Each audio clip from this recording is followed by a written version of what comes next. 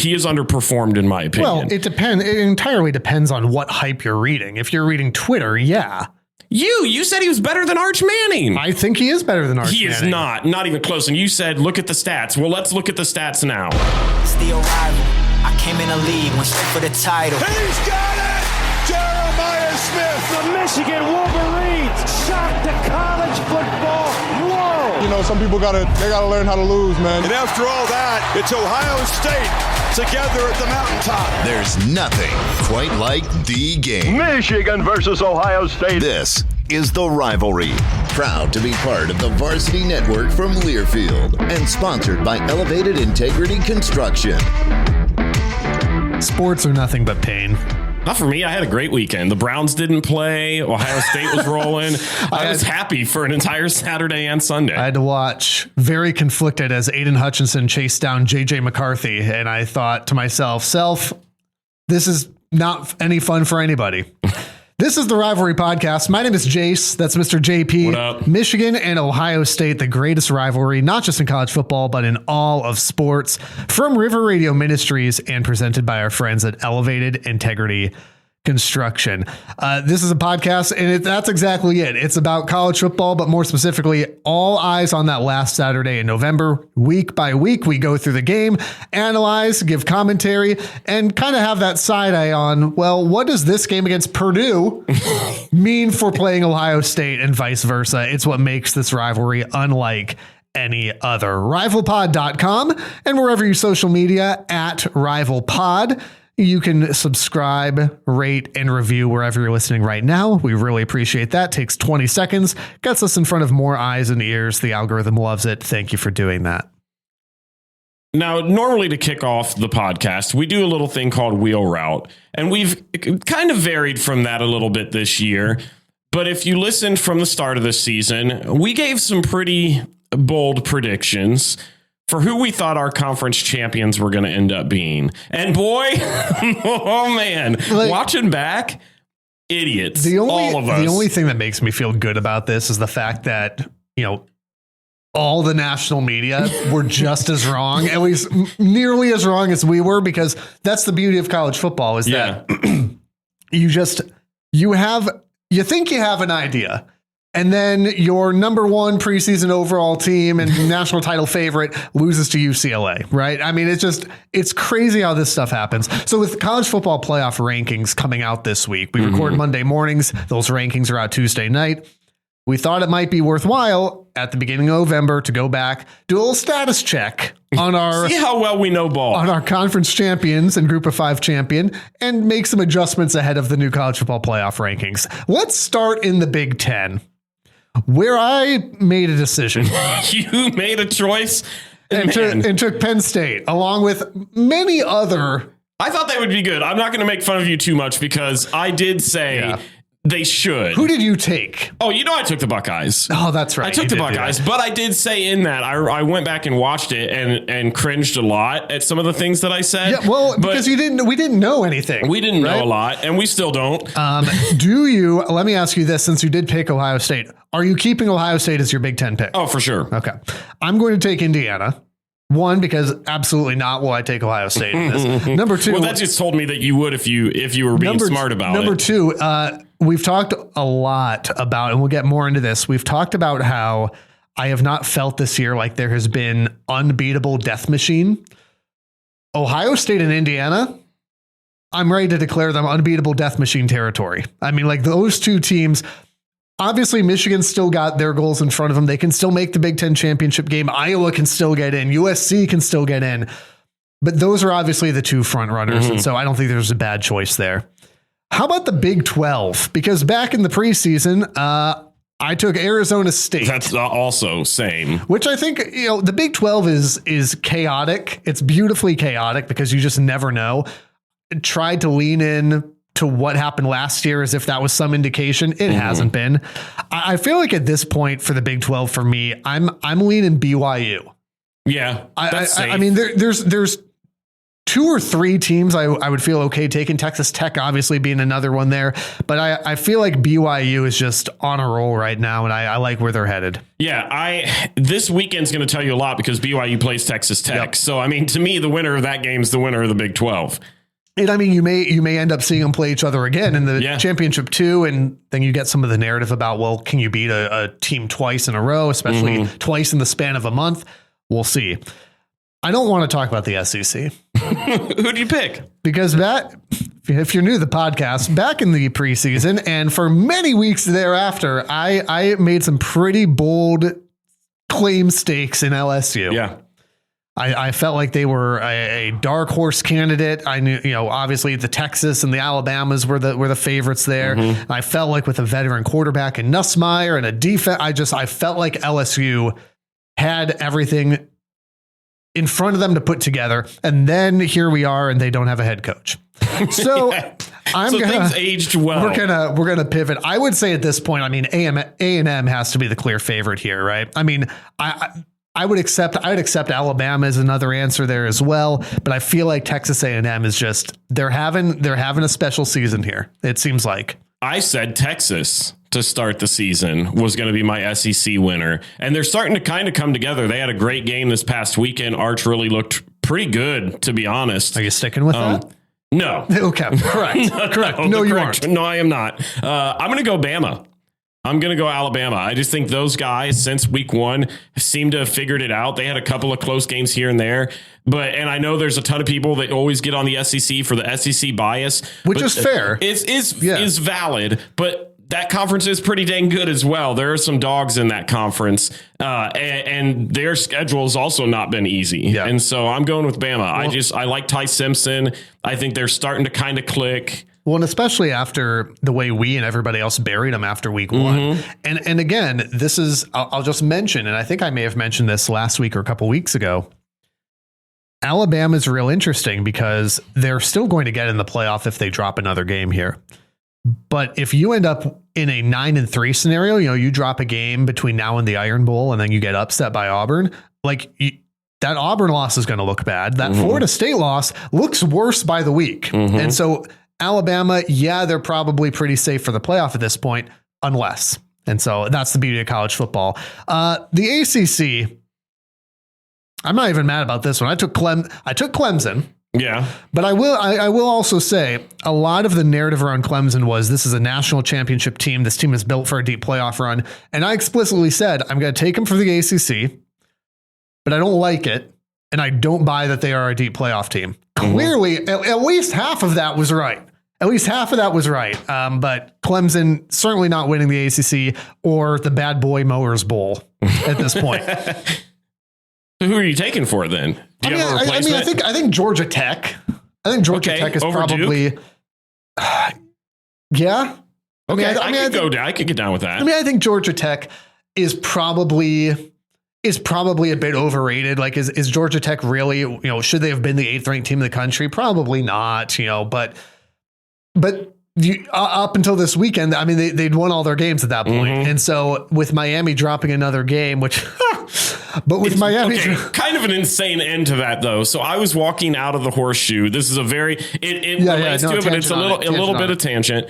I was getting ready to walk out of the shoe on Saturday, and I always try to take my time just because traffic and everything. So I wasn't in a crazy rush. I sat down and I scoped through some of the games that had already ended, saw that the SMU Miami game was close. And the way that the Horseshoe press box is kind of set up is they almost have like a small little cafeteria that's just surrounded by TVs. A little common area. And I saw a handful of media personnel sitting there watching. And so I sat down and joined for like the next 20 minutes.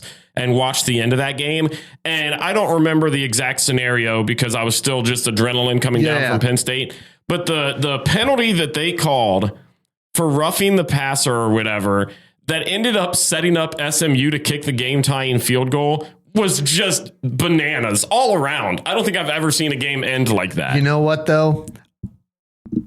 It couldn't have happened to a team that's gotten more breaks from officiating than the Miami Hurricanes. But all that to say, with Miami dropping a second game, I feel like Georgia Tech's still in good position here. Yeah, I don't blame that. Who'd you pick for the G5? Well, who'd you pick for the ACC? Oh, I had Clemson. Who do you as have well. now, though? Oh, I'm going to probably go Duke. Okay. I should have just moved on to the G5. You should have. I mean, it won't matter. Whoever makes it out of that's done. The G5 I feel like is fascinating because I feel like last year, there was Boise State and who else? I mean, was it Army that was like kind of in that until November? I feel like there were only like 2, maybe 3 really solid teams that had a legitimate chance that we were all kind of keeping an eye on. For the G5 right now, I mean, there's probably close to a half dozen that are trying to get in there. I mean, I know Navy dropped a game, but Navy's been at least I'll say part of the conversation. Yeah. Navy's been part of that. North Texas, James Madison, UNLV for a while, How Boise amazing. for a while. I mean, Memphis, South Florida. This is the one thing I will give the expanded playoff is that is a lot of fun. I took UNLV originally. UNLV's dropped a couple games since then. They're not going to be. I'm going to go with the obvious one would be Memphis, and I'm not doing that one. The other obvious one would be South Florida, and I won't do that one either. I love the idea of James Madison slipping their way in because here's my thought. My thought is that Indiana drops a game somewhere. To Ohio State in the Big Ten Championship would be my preference. I would not prefer that, but I'm just saying Indiana drops a game somewhere and ends up as the 5 seed and gets to host James Madison and Kurt Signetti gets the storylines. Tell me the committee wouldn't purposely set it up that way. That's who I'm picking. Let's I had go. Boise in mind to start the year, and they've fallen off. They've dropped 3 games. They're not going anywhere. And so my next up, you know me, I'm going off just vibes. So give me James Madison, a Kurt Signetti playoff matchup. It is just peak to me. None of these are going to happen, by the way. No, not even a little bit. All right, let's talk about why you're actually here. It's Michigan and Ohio State. Let's start with Michigan, since Michigan is going on a bye week right now. This game against Purdue was an antacid fest. Like, there's no coach or team is ever going to say, yeah, we overlooked an opponent. If you look up overlooking an opponent on Google right now, you will see Michigan 21, Purdue 16. When I saw Devin Mockabee was out for that game, I thought, well, is this even going to be worth watching? And it absolutely was. I was having a great time until I wasn't. It was not worth watching. That is a rough game, and it is going to be. It's difficult to analyze in some ways. In some ways, it's not. So I'll say this: I'm not suggesting that the effort wasn't there, but the execution certainly wasn't for a large majority of this game. And that's not true across the board. Obviously, we'll get into it. But kind of just overall, I mean, Jordan Marshall played incredibly well. Right? The defense, I actually thought played incredibly well. There were moments, and I've got some reasons why. But I thought overall those 2 places were really good. There were just a lot of areas where I just went, man, I expected more at this point in the year. So let's start on the offense. On the offense, I would say I don't want to dive too much into it because I feel like it's overblown, but I do think it's not rocket science to say that Bryce Underwood looked just very skittish in this game. Happy feet in the pocket, was abandoning clean pockets, missed open guys. You would see him kind of make one read and just fire it, and if it wasn't there, it wasn't there. Some of that, though, I will. Again, I feel like this is just so overblown, but I would say this is part of what I called, and it's not a new analogy, but part of the roller coaster of starting an 18-year-old quarterback is you're going to end up with these ups and downs, and your stomach's going to be inside out for a little bit there, and then you'll be cruising, and that's what the roller coaster is like. And so I think the concerning thing is that he doesn't.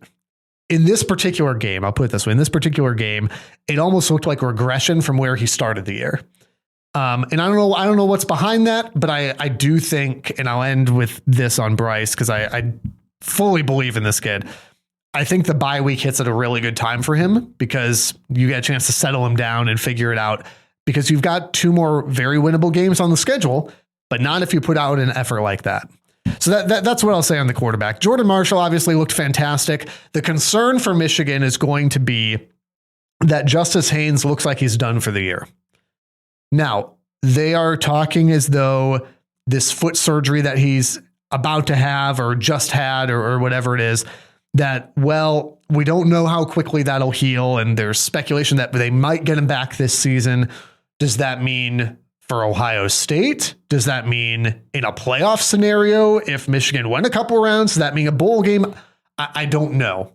I'm not going to speculate further than just to say I don't expect that we're going to see Justice Haynes in the regular season at least. No, I think that's fair. And I think the only way you probably do see him again, because there's that weird thing. You and I actually talked about it last week. Yeah. I felt like it was pretty common sense after this season, Justice Haynes was going to go to the league. I mean, the performance that he had all season long felt like it was ramping up to that. He had been the best running back in the nation. It just seemed like common sense. But now I'm kind of looking at it going, well, how much is this injury going to hurt his draft stock? Is he going to come back next year? I still doubt it, but I start taking those things into effect because a lot of people were on Twitter, on social media saying, well, he'll be out, but he's going to come back for the game. And if I'm him and I'm trying to go to the league, you've seen that trend in college football where guys aren't going to risk injury if they know where their destination's going to be. Well, and they also shouldn't. No, right? I mean, there's a difference between, and this was the conversation last year, where people tried to say, well, Colson Loveland packed it in. Well, Will Johnson packed it in. I don't buy that. I still don't buy that. I think that there is a reality though, and I understand it. And really it's the right decision to go for Will Johnson or Colson Loveland to go, well, if I've got an injury and I'm not fully healthy, and there's a chance that I'm going to consider that still injured, but could play.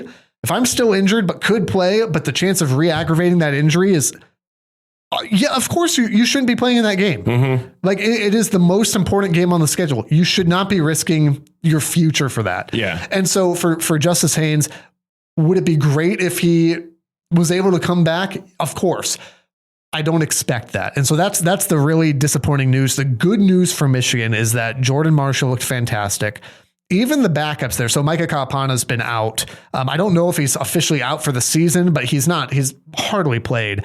But Jasper Parker, Bryson Kudzall, they have both come in and been very serviceable backs. And so if it is a Marshall-led team, which it looks like, and it's going to be some rotation of those two guys, Michigan has a really deep running back room. And that's something that Michigan's going to have to rely on as they still continue with kind of that roller coaster with Bryce. Offensive line played very well. That was great. They've continued to look really good. There's not much to say about the wide receivers or the tight ends because, again, there just wasn't a lot of the passing game there. I felt like the drops were a problem again. I know a lot of emphasis was put on, well, Bryce didn't throw a good ball here and Bryce didn't throw a good ball there. I'm of the mindset if it hits you in the hands or goes through your hands, you got to catch it. I don't care if it's a perfectly thrown ball or you had to jump for it or there was one on the sideline that McCulley I thought should have had. There's one in the end zone that I thought he should have had. McCulley's also injured, and so hopefully that's fixed over the bye week. My biggest concern, I would say at this point, is less on Bryce, and my biggest overall concern is the injuries. Yeah, and this kind of takes Barnum went out, right? Well, and this kind of, I was going to say, this kind of takes us into the defense too. Of you were missing Jimmy Rolder, you were missing Cole Sullivan, Jayshawn Barham played 30 seconds and got hurt. I mean, if those injuries, in addition to McCulley, are more than fixable in the bye week, I mean, that's a tough ask because can you get through Northwestern? Yeah. Can you get through Maryland? Yeah. I don't know if you can get through Ohio State with that number of injuries. I mean, Justice Haynes obviously hurts. This is now, by the way, going to be the fourth straight Ohio State game where Michigan has been missing an All-American. Like, think about that for a second. 22, Blake Corum tried to go and couldn't go. Didn't matter, but Blake Corum tried to go, couldn't go. 23, Zach Zinter goes out in the third quarter. All-American offensive lineman. Did it matter? No. You want him in the game, don't get me wrong, but 24, Michigan obviously missing Will Johnson and Colson Loveland. Didn't end up mattering. At some point, it's going to matter, right? And so you hope that these guys, outside of Haynes, you hope that these guys will be able to get back. I will say this on the defense. I do think that a lot of there's some consternation about Purdue being able to move the ball really well. And I do think that a lot of that has to do with your lack of depth. I mean, your linebacking core is now Ernest Hausman, and some rotation of guys, right? So, and by the way, that's not a knock on those guys that are coming in. So Nathan Owusu-Boateng is a true freshman. He's going to be a really good player, very high recruit. I remember watching his commitment, was a big deal for Michigan, but he's also, I mean, he's not Jayshawn Barham, right? He's not Jimmy Rolder. No, he of course not at this point in the year. So I think some of that inexperience, some of that youth probably contributed to a lot of that. I'll also say this, 16 points is the second lowest point total for Purdue this season. So as much consternation as there probably should be on the offensive side of the ball outside of the run game, the defense actually played really well. Purdue has played USC and Notre Dame. Michigan held them to fewer points than either of those teams did. So I'm not concerned defensively about what this looks like. I think more than anything, I'm concerned about injuries. I'm concerned about what Underwood looks like. And the last thing I'll say here, and then I'd love to get some Ohio State thoughts on this too, particularly on offense. And this applies to the defense too, where Michigan had a lot of young guys rotating in because of the injuries. Yeah. But on the offense, Michigan has, and I think this is an important piece to remember, 6 freshmen starting on this offense right now. Underwood, Marshall, Frazier, Guarnera, Sprague, and Marsh. So this is as much consternation as there's going to be about this offense, and I get it. You're starting a true freshman quarterback. You're starting a freshman running back, 3 freshman offensive linemen. By the way, the other freshman offensive lineman that you planned to start was out for the year. And you've got a freshman wide receiver in Andrew Marsh. And on top of that, when McCulley went out, now Jamar Browder's in. Also, Channing Goodwin is a freshman. So you've got freshmen all over the field. So for the future for Michigan, you can take a lot of confidence in that. For right now, just understand that there's going to be growing pains, and obviously that starts with the quarterback. Yeah, you guys started reaching so far in your depth chart that I could have believed you just were making up names at that point. This game was ChatGPT generated names. Give me the names of some football felt like players. That weird Key and Peele skit. This was a game that was just weird. I missed the very first drive because of traffic getting home from Columbus. And so I walk in and I just see Purdue punting on 4th and 10 from the 39-yard line of Michigan. And I said, but why? And I understand it. I know most people probably disagree with that, but I was going into that game going, this is a game you've lost 6 in a row. You're without your starting running back, who's the best offensive player you got. You're relatively into Michigan's zone. Just go for it. I get that it's 4th and 10. You ain't pulling off an upset being conservative. What would Dan Campbell do? 100%. Okay, Dan Campbell would go for it from his own 15. James Franklin would have done an HB draw right up the gut, and that's why he's looking for a job. R.I.P. Virginia Tech zone, James Franklin. The second that I saw that, I knew Michigan would win, solely because Purdue already felt like they were coming out scared a little bit. Immediately after that, Purdue's second drive of the game resulted in a fumble at Michigan's 28 after being deep in Michigan's territory again. That was hats off to a phenomenal play by the Michigan defense. I mean, just a great job getting to Brown. Purdue, what was I going to say? Purdue immediately goes 3 and out after Bryce Underwood gets an interception right before half, punts it 21 yards. Appreciated. 21 yards. I could kick that. Could you? 100%. Okay, we're going to have to. 100%. We are going to at Rival Pod on Instagram. We are going to have to shoot a video, film a reel of you punting the ball. Take me to a football field. Let's do the Pat McAfee field goal challenge. Every time I watch that, I go, I could confidently kick that right through the upright every single time. I do want to comment just real quick on how terrible special teams continue to be for Michigan. Like, I don't want to dive into this, but I'm watching Samaj Morgan, and it's just that clip of what would you say you do here?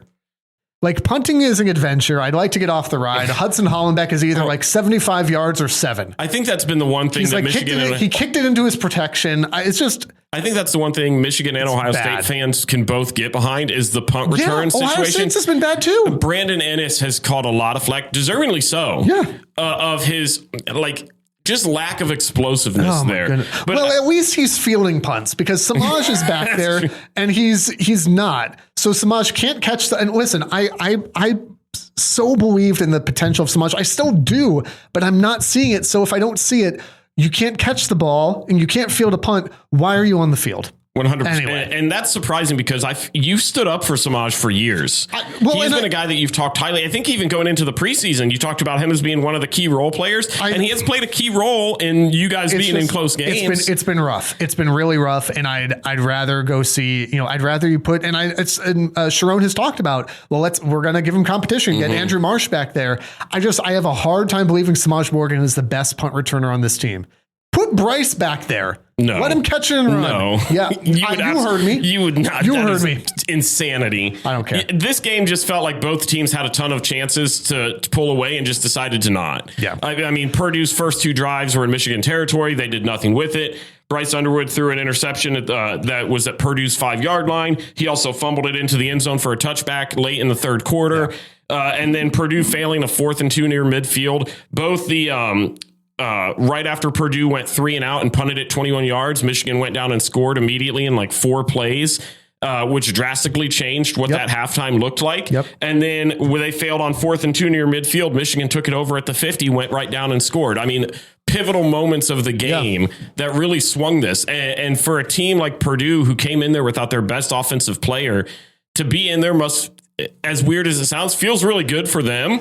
Yeah, I mean, this game, if you cheer for a favorite, whether it's Ohio State, Michigan, Alabama, whoever, if you cheer for a favorite and you have a game like this, that there's a threshold, right? Like there's a line where this game goes from, this is really annoying, I can't believe it, I was supposed to flip over to the other games. There's a line where it goes from, this is really annoying to, okay, hold on to your butts. This game got to hold on to your butts level, right? This is still from River Radio Ministries. Can I say that? Yeah. But you know what I mean? Like so much of the Purdue game was me just being annoyed. And then it was either late third quarter or fourth quarter. Somewhere in there's a particular drive where Purdue got the ball and started marching. And I went, this has now officially crossed the line for me from merely annoying to I am concerned. So you legitimately, there was a point in that game where you thought this could be a game you guys blow. Yes. Yeah. And I'm trying to remember where it was at, but it's so rare for me to get to that. Like Michigan State never crossed the line. Michigan State this is so annoying. It never got to I'm always concerned we're going to lose the game, but there's a distinct moment where it goes from, I'm concerned we're going to lose the game, but it's probably annoying to, this is an actual football game now. And Purdue got there. The bye week could not come at a better time because you can't crank out that effort. It felt almost like the vibes, purely the vibes. The vibes coming off this game reminded me of USC, just in a completely different way, where the concerns coming off USC were many. This one is mostly just focused on the quarterback. And that's 2 games in a row now where Michigan has just not played. Michigan State wasn't awful, but has just played tighter than it needed to be. And Bryce hasn't been as sharp as he needed to be. Well, let's talk a little bit about Bryce, because after this game, and I completely agree with what you were saying, after this game, it felt like a lot of the Michigan fan base, there were 2 topics of discussion. Justice Haynes being out and what that looked like, his timetable. And the next biggest one was Bryce Underwood. Yeah. So I want to take some time here. And I know we're over halfway point of the season right now. So I want to go and I want to evaluate. You've got a good enough sample size now. With all the hype, with everything surrounding this kid coming into Michigan, how would you evaluate his season so far from a Michigan standpoint? And then at the end of it, I want you to give a grade. Okay. So evaluate and then give a grade. Yeah. Yeah. I mean, I think a lot of what I've already said really encapsulates what the season has been is early on. And again, it's a common metaphor, but I feel like it really is the best one. I likened it to starting a freshman quarterback. And I specifically was talking about heading into Norman, what that would be like, that the Oklahoma game would be kind of this roller coaster thing, right? Where you're going to, when you start a quarterback that turned 18 2 weeks before his first start, it's a completely different beast from high school ball, obviously. And so you've got a very young quarterback who's not done this at this level, obviously. And you would have these ups and then you'd have these downs. You'd have these moments of, oh my goodness, and oh my goodness. And you will have all this because you can't have just one. It's this package deal. There are exceptions to that, right? Like there are the Trevor Lawrences, there are the CJ Strouds, right? Like you will have that. Ty Simpson's playing phenomenal. But to have a true freshman, it usually comes with those things. So there's a sense in which I'd say none of this is terribly surprising. I think what's surprising to me is that I don't feel like we've moved. I feel like moving from like the first 2 or 3 games to now, I don't know that I feel like he's taken steps forward. Yeah. And is that concerning though? No, it's not concerning, but I do think that it's looking at it going, well, I guess it depends on what you mean by concerning. Like, is it long-term concerning for his skill, for his development, for ceiling? No, not at all. I do think it's mildly concerning in the sense of I expected, even with that mixed bag, I expected to see more at this point.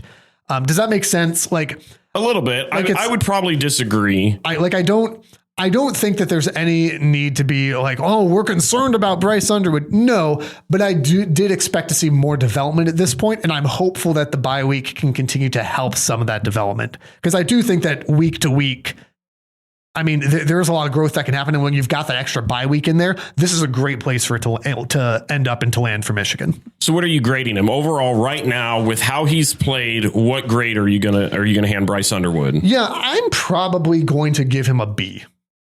Okay. I think it's a solid B. I think it's a solid B because you have seen the moments, you've had the games, and I look at games like Washington. Central Michigan as well, but again, Central's just a different animal, right? But games like Central, games like Washington, where I go, yeah, you can see it. It's evident. Everybody can see it. And then you also have games like Purdue where you go, okay, that stunk. You can see it. He sees it. Everybody can see it. And so that mixed bag where you've got a young quarterback that makes young quarterback decisions. The interception was terrible. Especially because he had just missed a guy in the end zone where he had Marlon Klein. The fumble I'm not too concerned about because it's a stupid rule and the way it had to bounce I'm not too worried about that. But the mixed bag where you see decisions that are just bad, like that's a bad throw. He looked bad against Purdue, but I've also seen him look really, really good. I'm going to give him a B. There's no panic. There's no concern outside of, yeah, I would have liked to have seen him develop a little bit better at this point. And I'm hopeful that by the time we get to the Ohio State game, we can see more of that. Yeah, I think I'm obviously going to disagree with you a little bit here. No, it's not called the Agree With You podcast, so that makes sense. I wrote down what I thought his best games were and what his poor performances were.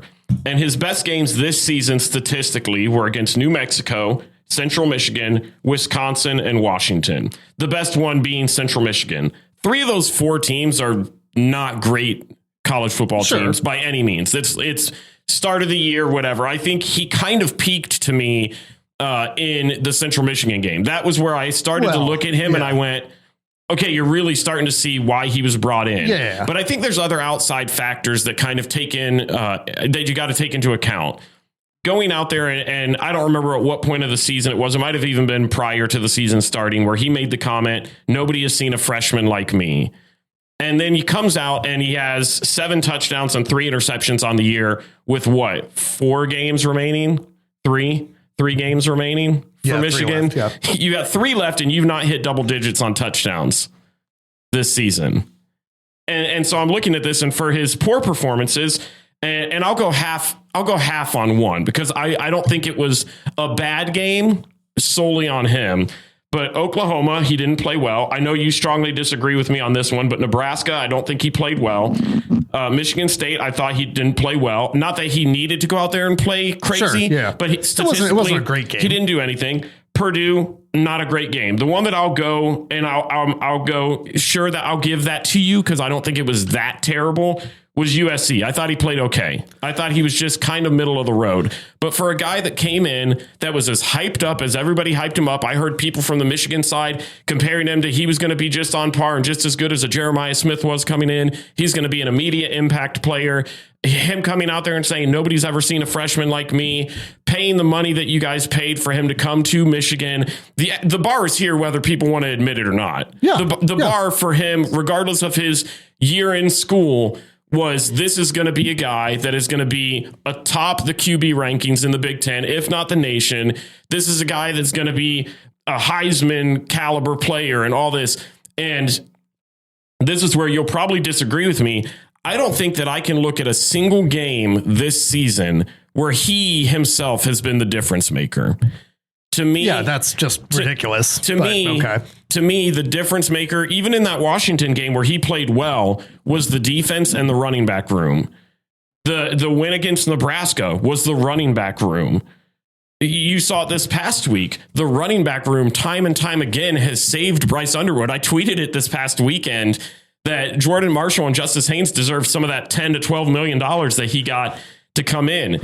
This is going to sound like I'm ripping him, and I'm not trying to be like, oh, he's the worst quarterback I've ever seen. But I'm looking at this compared to the hype. And to me, if I'm measuring it that way, he is underperformed in my opinion. Well, it depends. It entirely depends on what hype you're reading. If you're reading Twitter, yeah. You said he was better than Arch Manning. I think he is better than Arch Manning. He is not even close. And you said, look at the stats. Well, let's look at the stats now. Well, okay, that's like it's the same amount. That's like going back to the preseason and saying you said Clemson was you said really it like good. 2 weeks ago. And 2 weeks ago he was better than Arch. No, absolutely not. Arch was coming off of back-to-back overtime wins against the bottom of the SEC. Here's the thing. I'm not really like the well, you're paying him X amount of money thing is a stupid argument. It's not though. You said it all last year with, well, you guys have a $20 million roster. You better go. And you're bringing in one guy that's $10 to $12 million. Okay. That's over the course of a season. Out. Like that's not a comparison. And worrying about what he's saying coming in, like Ohio State of all teams in the country are the last people on earth I want to hear say, well, they said this thing and then they didn't back it up. But you use that all the time. It's the same thing. You can't have it one way. How many times do we get to November and we have to hear about we're going to win and we're going to do that? Like the Ohio State are the kings of talking without walking. So I'm not going to sit here and listen to your freshman quarterback said he was really good coming in. I'm just not going to do that. He did, and he hasn't been.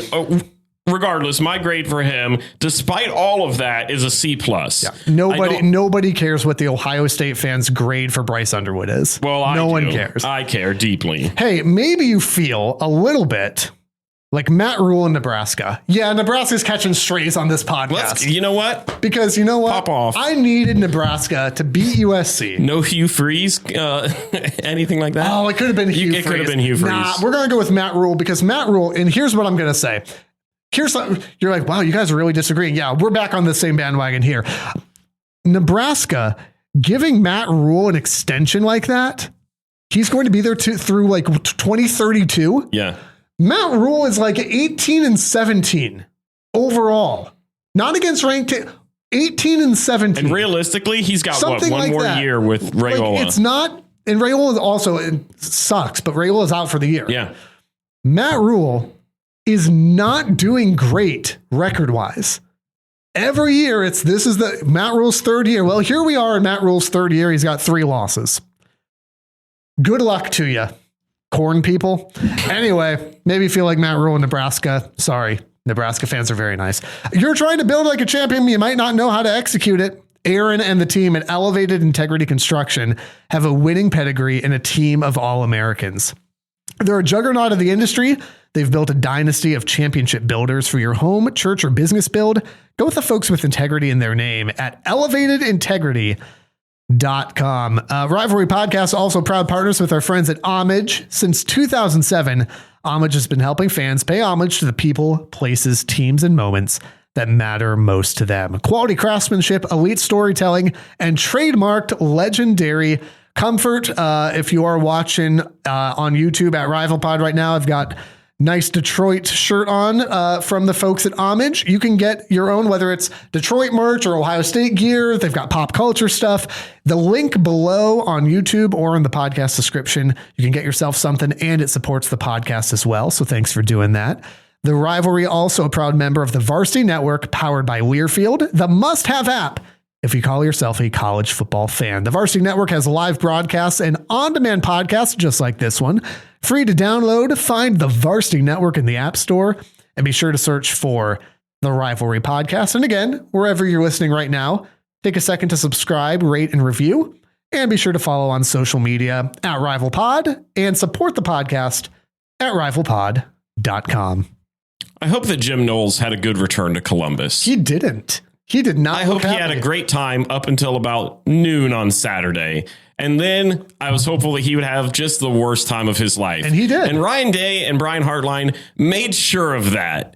This game was just awesome. There were so many little things. That is our official analysis. Our recap. There were so many things, and I had people messaging me when it was 14 or whatever, 17-14 at half. Oh, are you worried? And I'm always nervous at every single point of the game until Ohio State starts to kind of pull away. Like there's always that's a good example of halftime was this is really annoying. I mean, I don't even know if I would go there. It was more like I am really upset because this game should not look how it looks this second. And at no point in that was I thinking Penn State's going to win this game. No. I was just thinking I really want to destroy this team as much as possible. And now you just gave them 7 points when you could have gone up 24-7 and really just shut them up early.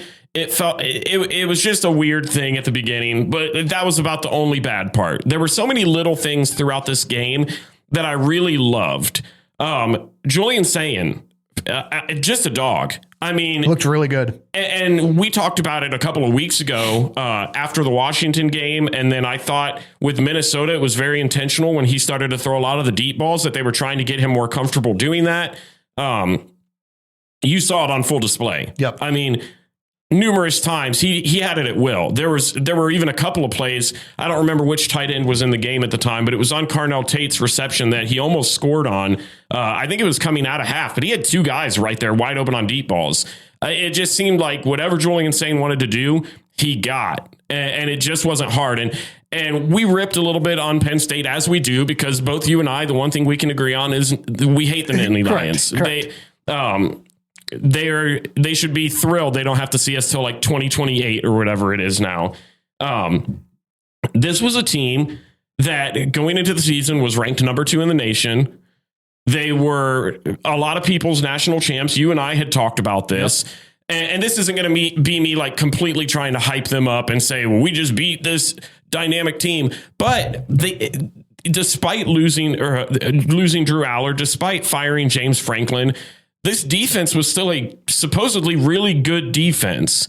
They still had Katron Allen, who is a really good running back. Nick Singleton has had a bit of a down year, but he's still been a serviceable running back for them at times. This was still a talented team, despite their record. But Ohio State, I think, exposed the issue that has always plagued Penn State, and it's that mental weakness. It's the same thing that for years we've talked about with Ryan Day. And that program and the Ohio State program, where there are just some teams that they just can't seem to get over the mental hurdle. And that's what it felt like watching this game on Saturday. Julian Sayin was near perfect. He was 20 of 23. He had just a ton of yards, 316 yards, 4 touchdowns. More touchdowns than incompletions. Yes. It's pretty, again, from the Michigan side, it's pretty impressive. Carnell Tate and Jeremiah Smith both went over 100 yards. Tate had 124 and a touchdown. Jeremiah Smith, 123, 2 touchdowns, another highlight catch that saved Julian Sayin from an interception. Just a crazy play all around. Even Bo Jackson towards the end of the game started to kind of piece it together. He went over 100 yards. The thing that I really liked about this is you didn't see a lot of conservative game calling from Ryan Day and Brian Hartline. This felt like a game, and I think that's why my prediction before the game was so low, is it felt like this was going to be a game where they, similar to how you saw them play Texas and Washington, they didn't feel the need to go over the top often. They were just going to kind of dink and dunk plays here and there, run the ball on short yardage, kind of boring offensive gameplay. Yeah. And you knew that you were going to be more talented and you were going to trust your defense and you'd come out on top. And that was not the case at all. I mean, they trusted Sayin through and through. He came through again. Right now, I think he's the Heisman favorite after this game. I think so. Which I don't know if I'm going. I don't know if I'm there yet. I don't think he'll win. But I'll say this for Julian Sayin is because I have tried to be objective and not buy the hype. And so when people are going like, this is incredible, I'm going, I'm not like he's accurate, but I'm not seeing it. I am seeing his development and his progression and he looks really, really good. And again, he's got a year of experience on, not as a starter, but he's got a year of experience on Bryce. So I'm not saying, well, he should be at this level. Yeah, I mean, no. But it is very different in being a redshirt freshman versus a true freshman. Those are not the same. It is different, but he garbage time minutes also. What I'm saying though is that, but you've got a year to be in the program and the system and all that. My point being, like, I'm not saying, hey, Bryce should be at that level, but I'm saying I would like to have seen more development of Bryce at this point in the season, the way that I do think Julian Sayin has progressed. And I think that's not even detrimental to Bryce. That's just, I think, more credit to Julian. Well, and I think you've started to see that with this offense as well. I mean, this is an offense that at times had started out kind of slow, and this game, they didn't punt. They did not punt the ball until the start of the fourth quarter. And what's funny about this is I was actually down on the field at this moment. It was 4th and 3 or 4th and 4. They were at like their own 47 or 48. And when Ryan Day sent out the punt team, the whole crowd booed, mostly because they wanted to continue to put it on Jim Knowles. But you could sense the vibe in that building, and you could sense it even from the Ohio State team on the play calling of that drive. Yeah. They knew that if they really wanted to, they could pick it up every single time. They were going to just continue to score at will. That's how confident they were in that group that they were sending out. So people were very mad that they actually ended up punting in that scenario, which tells you all you really need to know about this Penn State game. There were some really cool moments throughout this game that I wanted to highlight for those that weren't able to be there, weren't able to watch it. One of the cool moments was towards the end of the game. They actually went up on the scoreboard, and they have like a video scoreboard display, and they get up there and they show Jim Knowles in the press box, and the whole crowd just starts booing. Then they go and they cut it to Matt Patricia, and everybody's cheering. And at first it's just the crowd, and which is obvious. But then they just go back and forth for a couple of minutes. I mean, it went on for a while. And about halfway through, the Ohio State side crowded around Patricia. And when Knowles went up, were actively putting thumbs downs and booing and the whole nine. And then when Patricia got there, they joined in. And I thought, man, that's awesome. But then at the end of the game, when they get done singing Carmen, Ohio, I'm walking through, grabbing pictures of players and taking some video. And I'm right near where Sonny Styles is. And Matt Patricia is there. Arvell Reese is there, and they're all hugging. They're talking. He's telling them good job. Then Edric Houston walks up and he looks at Coach Patricia and he goes, "You like that tribute they did up there for you?" And they just start laughing. And he goes, "I can't comment on that," and just kind of walks away and laughs. It was just a phenomenal, dominant performance all around from the Buckeyes. People are going to look at that 17-14 and think it was close. The vibes in that place were the complete opposite of that. Everybody that had watched knew that Penn State hadn't been able to stop Ohio State's offense at all day long. It proved that way. I'm fully convinced if Ohio State wanted to go for it on that fourth down, they absolutely would have picked it up. But it goes to show that simple little tiny mistakes can make you sweat a little bit. This run game is a run game that we've talked about all season long as being a problem. I was very wrong about C.J. Donaldson. I said at the beginning of the season, I thought he was going to be RB1. I don't even want to see that guy touch the field. And what's funny is and I was talking to one of the guys that I sit next to in the press box about this.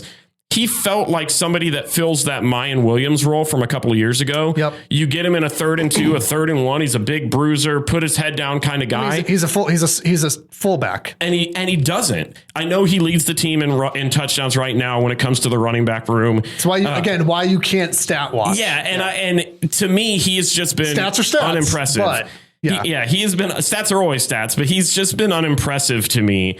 And for him to have a costly mistake, which I also think was a weird error by the officiating crew. It's one of those, it's a judgment call thing where, was forward progress probably stopped? Yes, but it's almost, and hear me, it's kind of a risk you take when you're trying to get those extra yards. Well, and so if it looks like you're still pushing and your line's pushing and then the ball comes out, even though it's kind of stopped, they've given you the benefit of letting you push. You've got to take the risk with that. Well, and I think to your point, that's a coaching thing where you coach till you hear the whistle. They had not blown the whistle. So even though I think, yes, momentum had stopped, the whistle didn't blow. So the game is still live. The last thing that I want to hit on this is something that I thought was really interesting. I want to shout out Tony Girdman. He's a writer for the Buckeye Huddle. He actually pulled together this stat. We talked a lot about this Ohio State defensive line. And how maybe the starters were good. The depth wasn't really there. We thought maybe they would struggle to get pressure. So he actually pulled the stat. So huge credit to him. In 2014, JT Tuimoloau and Jack Sawyer had 52 tackles, 11 tackles for loss, and 7 sacks through 8 games. This season, 24 season? This is 2024. Okay. So just last year, going into this season, Caden Curry and Kenyatta Jackson so far this season have 50 tackles, 17 and a half TFLs, and 11 and a half sacks. Pretty good, if you ask me. Caden Curry has been an absolute dog. Kenyatta Jackson has been an absolute dog. This team, the more and more that I get to watch them this season, the more and more that I'm starting to believe that they've got what it takes. I mean, you've seen it the past couple of weeks where Ohio State has not put up the points that I think people expect this offense to. And I've heard numerous people, I think even Joel Klatt has said this, of you're watching an Ohio State team that load management wise is going about 60%, 70% some games. Mm-hmm. And there was some stat, I don't remember who pulled it up, so I apologize to whoever it was, but they said something about by the end of the year, based off the amount of snaps the offense and that Ohio State has played, they will have played one less game than any other team in FBS football. That stuff matters when you get to the playoffs and you're trying to get legs fresh. In this era, the ability to do that. Well, and again, you saw that with having Quinshawn and Travion last year.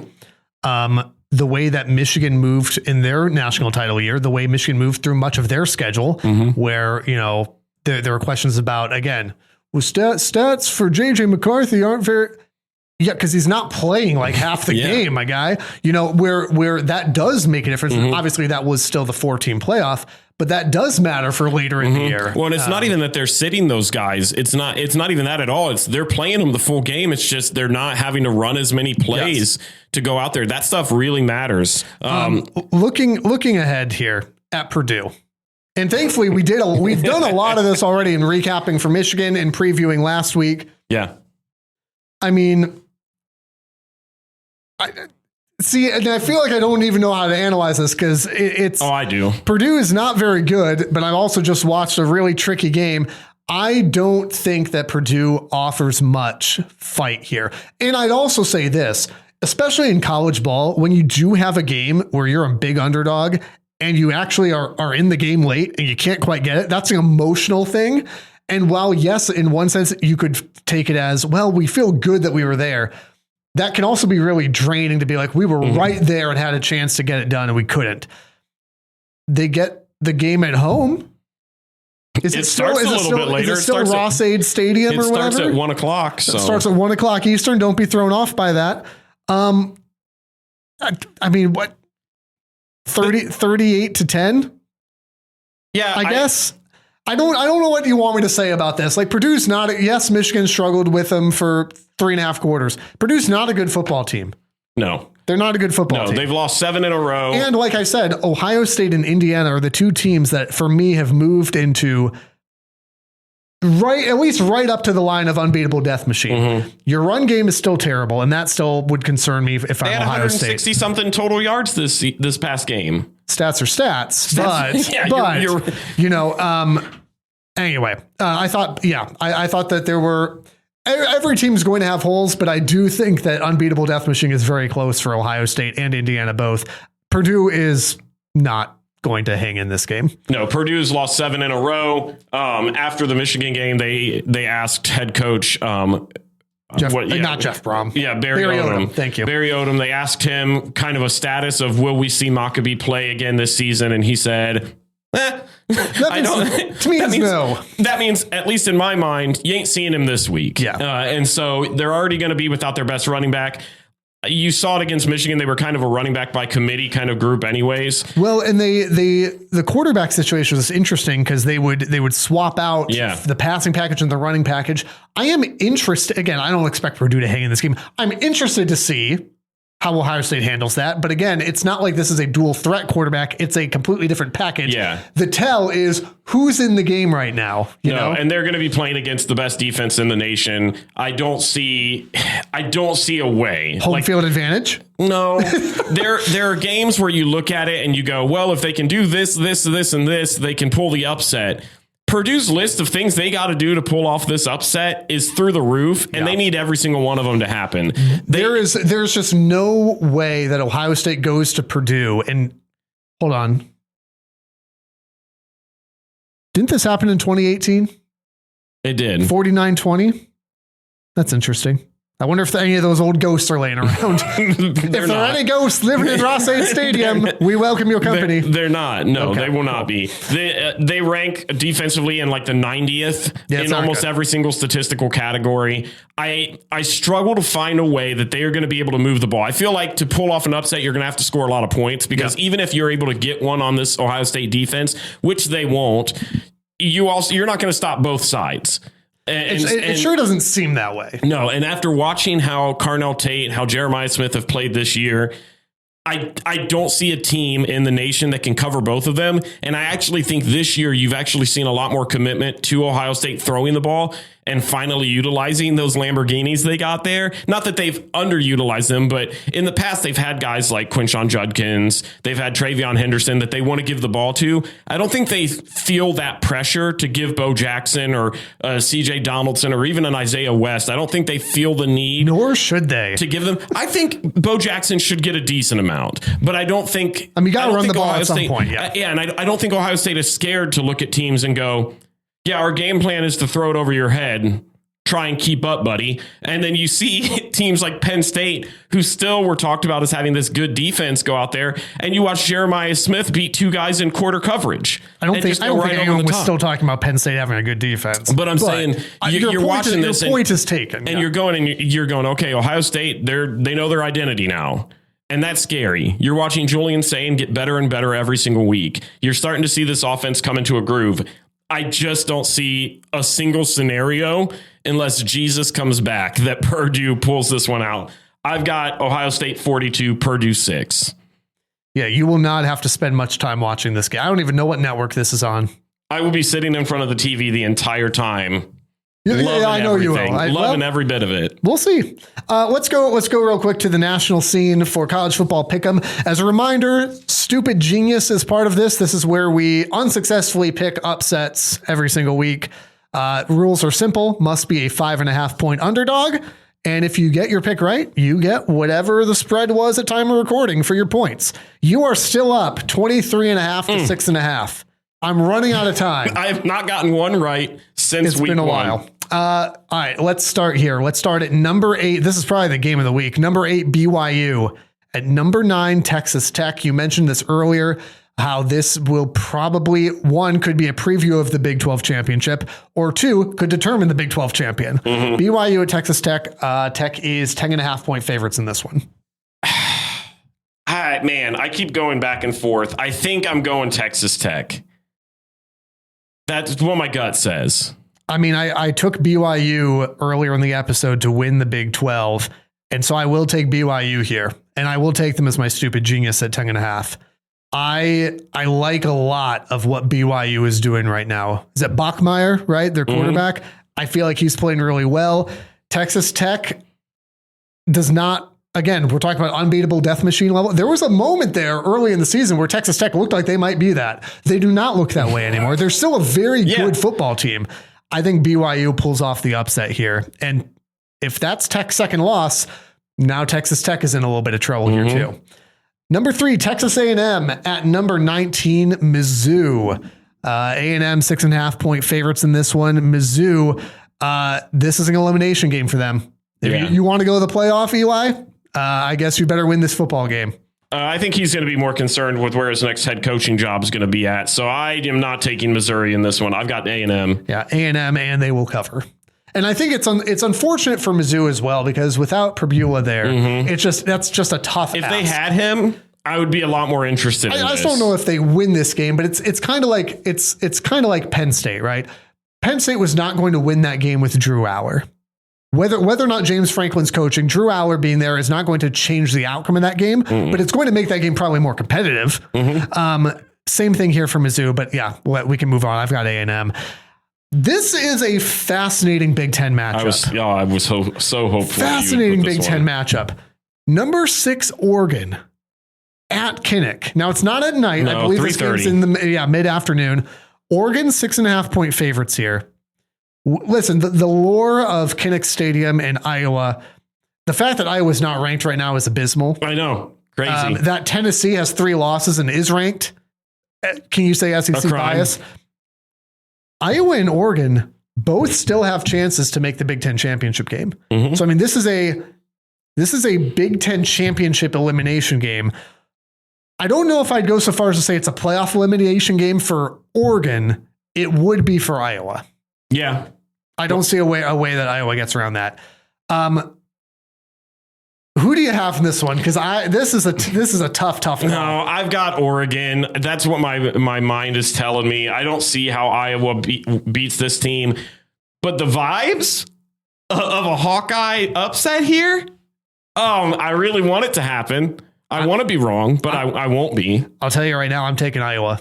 No. I'm taking Iowa. That's not my stupid genius because I get the point spread for BYU. It should have been. Here's why I'm taking Iowa. I feel like Iowa just looks like a different football team than other Iowa teams I've seen. Their defense is still good. They suddenly have an offense. They've discovered the downfield pass. Like, it's just... Things are dangerous. They're not... Kirk Ferentz is like, oh, it's not 1912 anymore when I started coaching. We can throw the dang football now? Yes, you can. And you're kind of good at it. Their loss to... the loss to Indiana, the way they played Indiana was so good. And look at what Indiana's done. Again, unbeatable death machine levels. They had Indiana in a dogfight to the very end of that football game. I like what Iowa's got going here. At home helps a lot. Here's a West Coast team traveling to the Midwest. Give me Iowa in this one. That's going to be a fun game. I will tell you right now, the last game we're going to pick here, the night slot on Saturday is disappointing. I was really excited. I had no plans this weekend, and I was like, what an awesome time for me to just couch rot and watch college football. Now, could things happen? Sure. Yeah. Like Navy Notre Dame? No. Could have been interesting, but it won't be now. Preseason Florida State Clemson could have been really cool. The loser gets fired on the spot. That's what needs to happen. Bags, baby. Dabo and Mike Norvell. No, the game I want us to pick here is LSU at Alabama. Oh, Alabama. It won't even be close. Is there any part of you that feels like LSU has a shot in this? No. Correct. No. Which feels weird to say. Too. It feels really weird to say. I mean, I should say there's always, listen, any given Saturday, right? And ask Miami. If it was at LSU, sure. Well, I don't think that matters given what A&M just did. Yeah. But I mean, ask any given Saturday. Ask Miami about playing SMU. Ask Notre Dame about playing around with Boston College on Saturday. Crazy. I'll say Michigan and Purdue.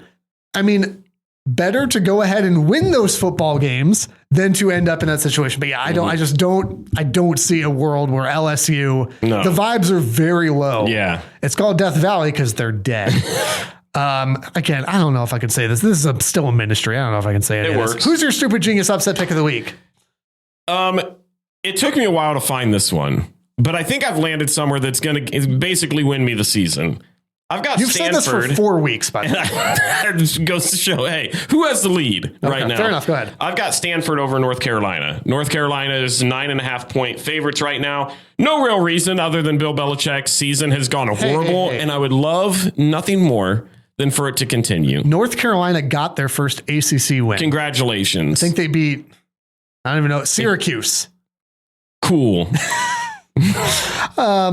Really? That's your pick? That's Stanford? My pick. Stanford over North Carolina. Well, they did beat Florida State. 9.5-point dogs. Hey, wherever you're watching college football, make sure you enjoy it. Make sure you don't just watch your team. Make sure you hate watch your rivals as well.